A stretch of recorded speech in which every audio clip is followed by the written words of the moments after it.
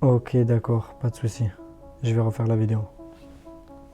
D'après ce que mon ami vient de me dire au téléphone, la toute première vidéo pour expliquer ce que c'était que les bases du trading, elle n'était pas assez claire. Du coup, en fait, dans cette vidéo, on va reprendre tout de A à Z. On va reprendre cette vidéo, on va expliquer les bases du trading, pas les bases, mais plutôt qu'est-ce que c'est que le trading pour un débutant, mais d'une manière beaucoup plus claire et beaucoup plus approfondie que la première vidéo que j'avais déjà postée. Je pense que ça pourra aider pas mal de personnes. C'est pour ça que j'ai eu l'idée de refaire cette vidéo. Bon, allez, c'est parti.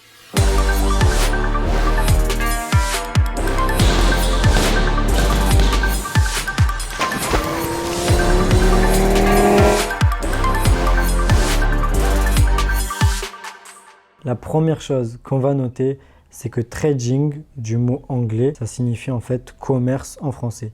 Donc le trading, c'est le fait de faire du commerce. Le commerce, c'est quoi? C'est le fait d'échanger des biens et des services. Donc ça peut être le fait d'échanger un bien, donc quelque chose, on va dire, de physique, contre de l'argent, ou ça peut être le fait d'échanger un service contre de l'argent, par exemple, ou ça peut être un bien contre un service, ou un bien contre un bien. Mais dans le cadre du trading dont on parle aujourd'hui, on va dire plutôt le trading financier. Donc ça va être le fait de faire du commerce de produits financiers. Dans ces produits financiers, il y a énormément de choses qui vont rentrer en compte. Donc je vais prendre quelques exemples comme les actions. Les actions, en fait, ça va être sur la bourse, ça va être le marché de la bourse, je pense que tout le monde connaît. Mais une action, c'est quoi? C'est un titre de propriété d'entreprise. En fait, c'est une sorte de titre. Bon, il n'est pas sur format papier puisque maintenant, il y a tout qui passe par l'informatique, mais ça va nous donner la propriété d'une partie d'une entreprise. Ensuite, on va avoir par exemple les obligations. C'est aussi un titre, mais dans ce cas-là, c'est un titre de créance. Donc, c'est un titre dans lequel on va avoir le droit à la dette d'une autre personne. Et en fait, on va percevoir un intérêt, etc. et un remboursement du principal. Ensuite, on va pouvoir trader des choses beaucoup plus communes, comme par exemple les devises, donc l'euro, le yen, etc. Un petit peu toutes les monnaies. Mais pour trader ces monnaies, on va passer par des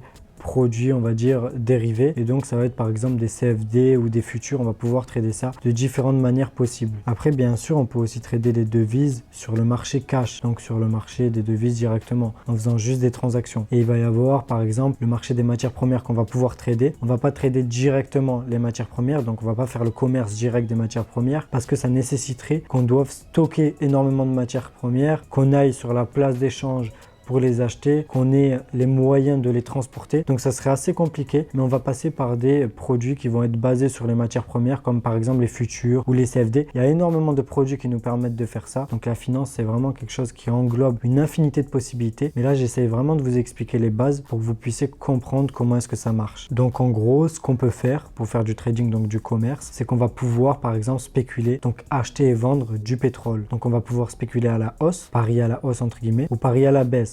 Comment est-ce qu'on parie à la hausse? On va acheter du pétrole, on va espérer que le prix monte. Le prix normalement monte si on a bien anticipé ce qui devait se passer. Et ensuite le prix monte et on revend plus cher. Du coup on va encaisser une plus-value. Mais en fait en finance, on va pouvoir aussi faire la chose inverse. On va pouvoir vendre d'abord et ensuite racheter moins cher. Donc on ne possède pas le pétrole par exemple, on le vend sans l'avoir. Mais du coup on doit du pétrole parce qu'on a vendu quelque chose qu'on n'a pas. Et donc une fois que le prix a baissé, on va le racheter moins cher et rembourser un peu la créance. Et dans ce cas de figure là, ce qui va se passer, c'est qu'on va gagner de l'argent sur la baisse, on va pouvoir parier à la baisse, on va appeler ça vendre à découvert ou short sell. Je sais que ça peut paraître assez compliqué et ça peut un petit peu retourner le cerveau. On va faire les choses simples. Imaginons qu'on n'ait pas un lingot d'or, qu'on veuille parier à la baisse sur ce lingot d'or, donc c'est 1 kg d'or. On va dire ce kilo d'or il s'échange à 50 000 au cours actuel. Donc on l'a pas mais on le vend sans l'avoir. Donc le prix baisse petit à petit et ensuite on va le racheter. Donc on va dire qu'il baisse à 33 000 pour faire simple ou même à 30 000 pour faire encore plus simple. On le rachète à 30 000 mais sauf que quand on le rachète à 30 000 on doit le rendre. On le rachète pas pour rien parce qu'on doit le rendre. On l'avait vendu sans l'avoir. On le rend à la personne entre guillemets à qui on l'a emprunté. Et donc là, on aura encaissé une différence positive de 20 000 $ tout simplement parce qu'on aura vendu à 50 000. Donc on aura encaissé 50 000, mais on devra rembourser ce lingot d'or. Donc on l'aura racheté à 30 000. Donc 50 000 moins 30 000, ça fait 20 000, c'est assez simple. Il y a une opportunité, je peux faire un trade. Tu penses qu'il y a moyen? Attends, je vais faire un petit trade en 2 spies là. Du coup, c'est de cette manière-là qu'on va pouvoir spéculer sur le cours du pétrole sans même l'avoir parce qu'on va passer par exemple sur un CFD ou sur un futur et on va pouvoir spéculer autant à la hausse qu'à la baisse et gagner de l'argent un peu dans tous les sens sans jamais avoir le pétrole. Mais tout ça basé sur le pétrole. Ça peut paraître un petit peu bizarre mais c'est comme ça que ça fonctionne. Maintenant vous allez sûrement me dire mais si c'est juste le fait de faire du commerce, pourquoi est-ce qu'on a besoin d'avoir des écrans, des graphiques un petit peu de partout qui se baladent, un ordinateur, etc. Tout simplement parce que comme je vous l'ai dit c'est du commerce mais dans la finance c'est pas du commerce physique en gros. Donc ce qu'on va faire c'est qu'on va être relié sur l'ordinateur avec un courtier. Le courtier il va nous donner les cours des différents actifs qu'on va vouloir trader, des différents produits financiers. Et ensuite, grâce à ces cours, donc c'est les graphiques qui vont évoluer, eh ben on va avoir la représentation, l'évolution du prix d'un actif en fonction du temps. Donc si jamais on voit que le graphique il monte, ça veut tout simplement dire que le prix de ce produit financier ou de cet actif, il monte. Donc ça peut être par exemple le pétrole. On voit que le prix il monte, mais dans ce cas-là, ça sera le pétrole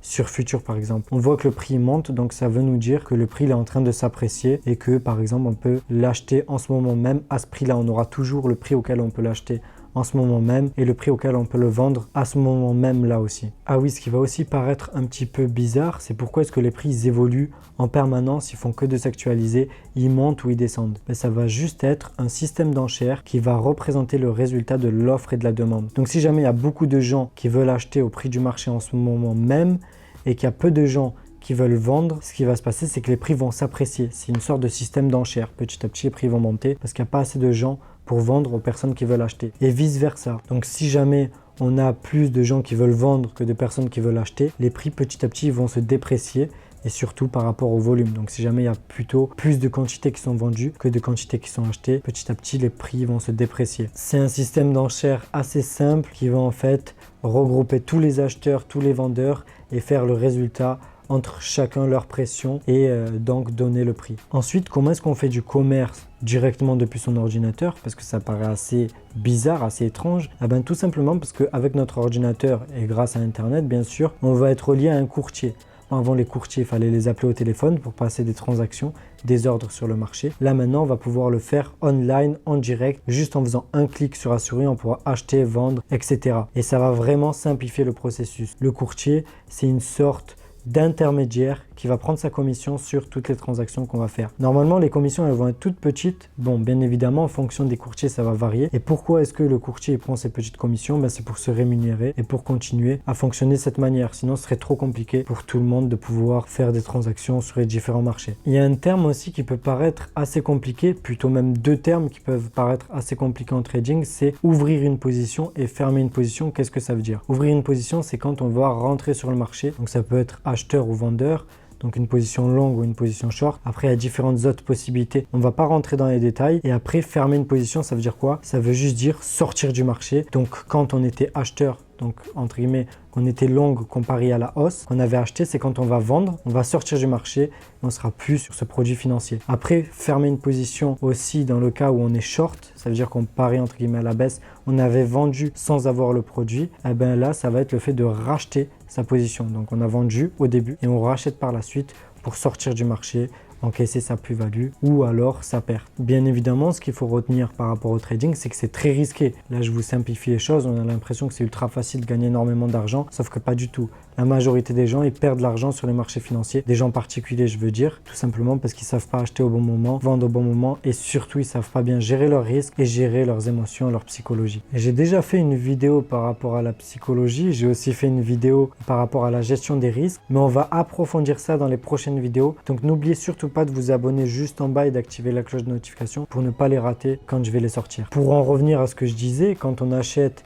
qu'on vend, pourquoi est-ce qu'on peut perdre de l'argent? Parce que imaginons qu'on ouvre une position longue, donc qu'on soit haussier sur le marché, on pense que les prix vont s'apprécier, les prix vont monter, on veut gagner de l'argent sur la hausse, mais au final les prix baissent. On ne sait plus gérer le truc et on peut perdre énormément d'argent de cette manière-là, surtout si on a pris du levier. Donc ça, c'est le sujet d'une autre vidéo que vous pouvez voir qui est déjà sur ma chaîne YouTube. Ensuite, une personne qui a ouvert une position short, donc qui vend à découvert sur un marché, qui est en train de parier à la baisse, on va dire, pour simplifier le truc, eh ben, elle peut perdre de l'argent si jamais le prix monte et il s'arrête plus de monter. Elle saura même pas gérer la chose et elle peut aussi perdre énormément d'argent. Et d'ailleurs, cette personne qui short, elle peut souvent perdre bien plus que la personne qui est longue, tout simplement parce que quand les prix montent, ils peuvent monter presque d'une manière infinie, alors que les prix, quand ils baissent, ils peuvent juste baisser jusqu'à zéro normalement, sauf exception comme on a eu sur le marché du pétrole l'année dernière. Là, dans cette vidéo, je vous ai ultra simplifié le truc. Bon, c'est pas parce que c'est aussi simple que ça le trading. En vrai, il y a des choses bien plus compliquées. Ensuite, le trading, ça englobe une infinité de manières de faire différentes parce qu'il y a énormément de produits financiers. Il y a énormément de combinaisons possibles. On peut faire plein de combinaisons entre plein de produits financiers. Donc, bien évidemment, ça englobe une infinité de possibilités. Il y a des personnes qui vont faire du trading d'une certaine manière et d'autres personnes qui vont faire d'une manière totalement différente et qui vont pas pouvoir se comprendre toutes les deux. Donc, il faut que chacun comprenne un peu ce qui lui correspond. Si jamais vous aimez bien le trading, bien évidemment. Et ensuite, il faut appliquer ça et le développer au maximum. Personnellement, moi, j'ai ma propre stratégie, ma propre façon de faire sur le marché des devises. C'est ce que je développe sur cette chaîne YouTube et c'est aussi ce que j'ai expliqué quasiment intégralement dans la formation payante que vous retrouverez en description juste en dessous. Dans la description de cette vidéo, vous retrouverez aussi l'accès au groupe Telegram gratuit, donc n'hésitez surtout pas. Vous retrouverez mon Instagram, vous retrouverez aussi l'accès au Telegram privé, donc ça va être payant. N'hésitez pas à regarder la vidéo qui sera dans la description dans laquelle j'explique tout en détail par rapport à ce groupe privé et aussi par rapport à la formation. En tout cas, si jamais la vidéo vous a plu, mettez-moi un gros pouce bleu juste en dessous. N'oubliez pas de vous abonner aussi et d'activer la cloche de notification pour ne pas manquer les prochaines vidéos. C'était Idriss. On se retrouve dans une prochaine vidéo.